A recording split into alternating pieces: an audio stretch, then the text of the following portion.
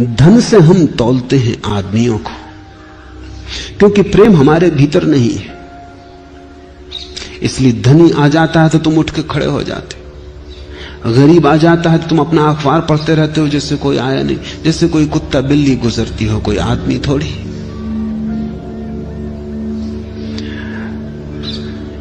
उर्दू के महाकवि हुए गालिब, बहादुर शाह ने निमंत्रण दिया था। बहादुर शाह की वर्षगांठ थी सिंहासन पर आरूढ़ होने की। तो गालिब के मित्रों ने कहा ऐसे मत जाओ, इन कपड़ों में तुम्हें वहां कौन पहचानेगा? तुम्हारे काव्य को पहचानने की किसके पास आंख है? तुम्हारे हृदय को मापने का किसके पास तराजू है? तुम्हारे भीतर कौन झांकेगा? किसको फुर्सत है? कपड़े ठीक पहन के जाओ, ये भिखाराना वेश पसंद नहीं पड़ेगा वहां, और असंभव न होगा कि दरवाजे से वापस लौटा दिए जाओ। फटे पुराने कपड़े एक गरीब कवि के, जूतों में छेद, टोपी जरा जीर्ण। पर गालिब ने कहा कि और तो मेरे पास कोई कपड़े नहीं है। मित्रों ने कहा हम किसी के उधार ले आते। गालिब ने कहा ये तो बात जमेगी नहीं, उधारी में मुझे जरा भी रस नहीं है। जो मेरा नहीं है वो मेरा नहीं है, जो मेरा है वो मेरा है नहीं। मुझे बड़ी बेचैनी और असुविधा होगी, उन कपड़ों में मैं बंधा बंधा अनुभव करूंगा, मुक्त न हो पाऊंगा। किसी और के कपड़े पहन के क्या जाना, जाऊंगा इसी में, जो होगा होगा।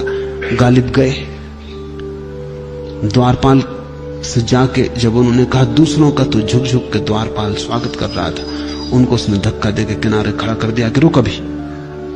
जब और लोग चले गए तब वो उस पे एकदम टूट पड़ा द्वारपाल, और कहा अपनी सामर्थ्य को ध्यान में रखना चाहिए, ये राज दरबार है, यहां किस लिए घुसने की कोशिश कर रहा है?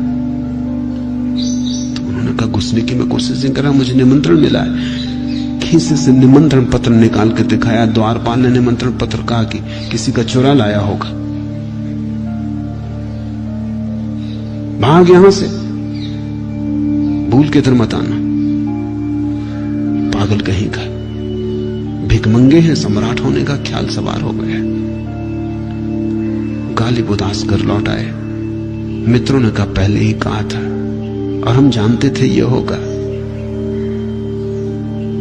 हम कपड़े ले आए। फिर गालिब ने इंकार न किया, कपड़े पहन लिए, उधार जूते, उधार टोपी, पगड़ी, सब शेरवानी। अब जब पहुंचे द्वार पर तो द्वारपाल ने झुककर नमस्कार किया। आत्माओं को तो कोई पहचानता नहीं, आवरण पहचाने जाते हैं। बड़े हैरान हुए, यही द्वारपाल अभी झिड़की देके अलग कर दिया था, मारने को उतारू हो गया था। अब उसने ये भी न पूछा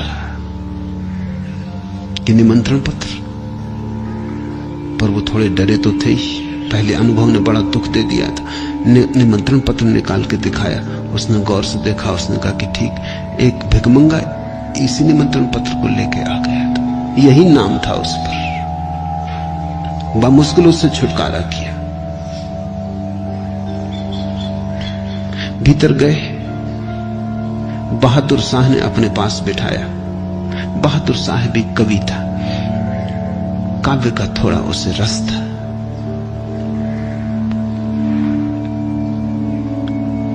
लेकिन थोड़ा चकित हुआ जब भोजन शुरू हुआ तो गालिब बगल में बैठे कुछ बेहूदी हरकत करने लगे।